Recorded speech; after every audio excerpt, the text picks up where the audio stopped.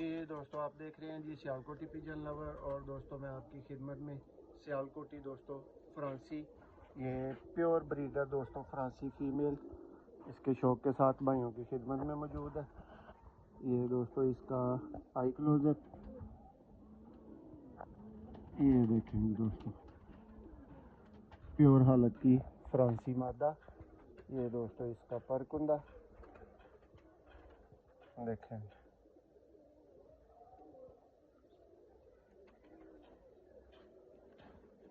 ये दोस्तों मादा फ्रंट से है। अब दोस्तों को धूप में भी दोस्तों इसका शौक करवा देते हैं। इसका एक क्लोजअप आपको धूप में भी दिखा देते हैं। मादा दोस्तों फॉर सेल नहीं है, ये भाइयों के अच्छे शौक के लिए फ्रांसी प्योर हालत की मादा का शौक करवाया जा रहा है। ये इसकी तेल, ये इसका पंजा।